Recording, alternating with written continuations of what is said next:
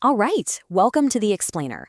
Today, we're going to pull back the curtain on a really cool corner of decentralized finance, crypto liquidity pools, and, maybe more importantly, the automated bots that run the show for them. Let's get right into it. Okay, but before we get into the weeds, let me just throw a question out there. What if you could actually earn a piece of all those trading fees? You know, the ones happening every single second on crypto exchanges, but you never actually have to place a trade yourself. I know, it sounds almost too good to be true, but that's the basic idea behind being a liquidity provider. So, how in the world does that actually work?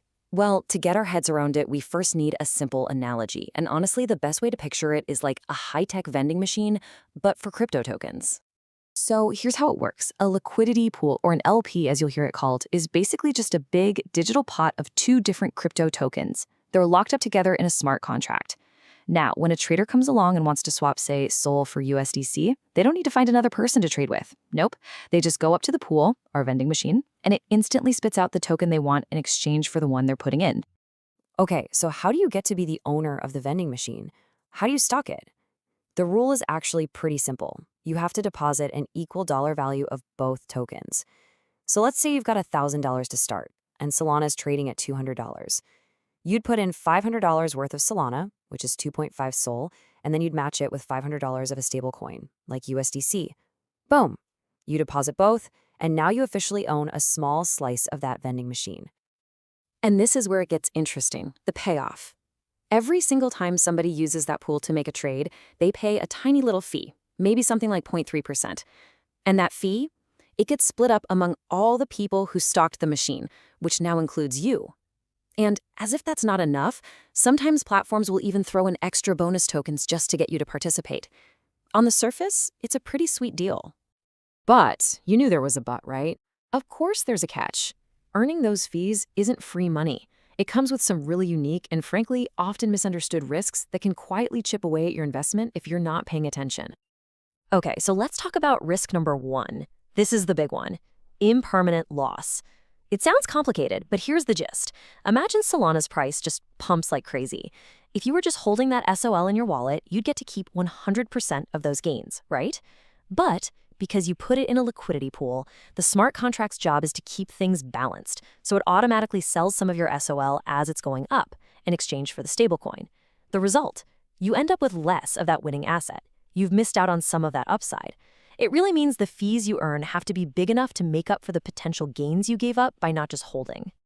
All right, on to risk number two, and this is a huge deal with the newer, more efficient pools. It's the risk of going out of range. See, with these pools, you don't just dump your money in. You have to specify a price range where you want your money to be used. So, for example, you might say, I want to provide liquidity for Sol between 180 and 210. As long as the price stays in that little corridor, you're golden. You're earning fees. But what happens if Sol has a great day and shoots up to 230?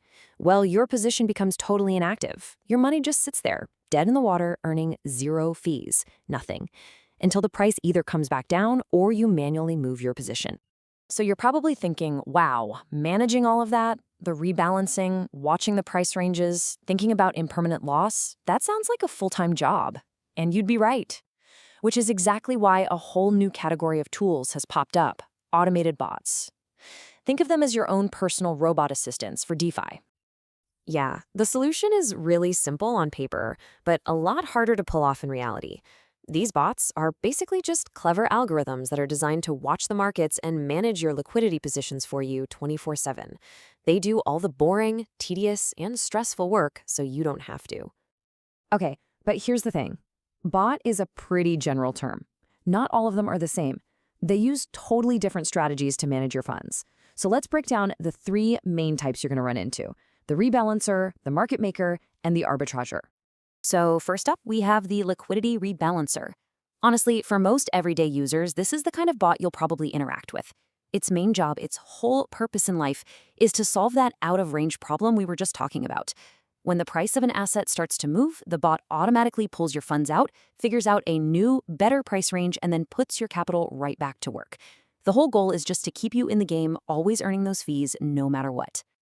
And this quote right here just nails it. A platform like Kamino Finance, which is really popular for these kinds of bots, has been described as the Tesla autopilot of liquidity. It's a perfect analogy, right? You basically just tell it where you want to go, and the bot handles all the little adjustments and navigates the chaotic market for you, keeping everything running super smoothly. All right, next up, we have the market maker bots. And I really love this analogy. Think of these guys as robot vendors. Instead of just putting your liquidity in one single spot, these bots are way more strategic. They place your funds across a bunch of different price ranges. It's like a vendor stocking items on different shelves at different prices, just to make sure they're always attracting buyers. So, to put it simply, a normal person might set just one price range, right? Like, I'm active between 190 and 210. A market maker bot, on the other hand, sets up a whole bunch of overlapping positions. It might have a really tight range to slurp up fees in a stable market, and then wider ranges to catch any big price swings.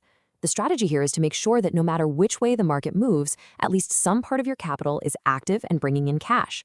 It's a much more active and sophisticated way to play the game. And that brings us to our third and final type, the arbitrage bot. And seriously, this description is just perfect. They're like hyper-sweaty day traders on steroids.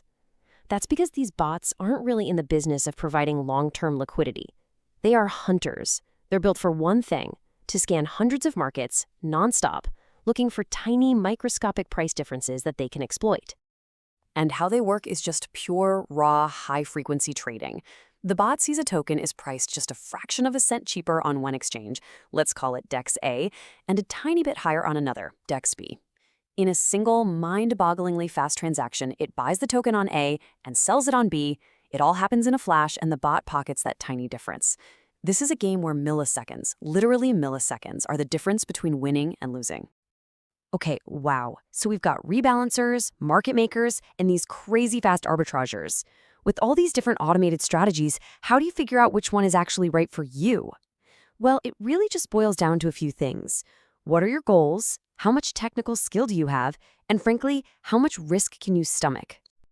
You know, for the vast majority of people, the simplest and probably safest way to get started is with what are called managed platforms. You can see a few of the big names here. Platforms like Kamino are really focused on that automated rebalancing we talked about. Others, like Elixir, get into more advanced market-making stuff. The beauty of these is that they run the bots for you inside these things called vaults. All you do is deposit your crypto, and they take care of the rest. And, super important, as you can see here, the top-tier platforms are audited, which gives you at least some layer of security and peace of mind. And this slide right here really helps you figure out which camp you're in. Are you a passive investor? Do you just want to set it and forget it and let the system do its thing? Then yeah, managed platforms like Kamino are probably your best bet. But if you're more of a pro trader, or maybe you're a developer and you want to tweak every single knob and build your own custom high-speed strategy, then you're looking at a totally different world. You'd be diving into open source frameworks like Hummingbot, or even building something from the ground up. But listen, and this is maybe the most important part. No matter which path you go down, you have to understand the risks. Automation is not a magic get-rich-quick button. There's always smart contract risk. A tiny bug or a hack could wipe out your funds. There's strategy risk. The bot's logic might just completely fail in some bizarre, unexpected market crash. And then there's just plain old tech failure. What if the bot goes offline? Or centralization risk. The platform admins might have an emergency off switch. You have to do your homework here. It's absolutely non-negotiable. And all of this really leads us to one final and I think crucial question you have to ask yourself. When you use these automated tools, what are you really signing up for? Are you looking to invest in a passive strategy and let the algorithms do the heavy lifting? Or are you actually signing up for a new full-time job of building, backtesting, monitoring, and managing your own high-stakes trading machine? Because the answer to that question will define your entire journey in this fascinating and, yeah, pretty risky world.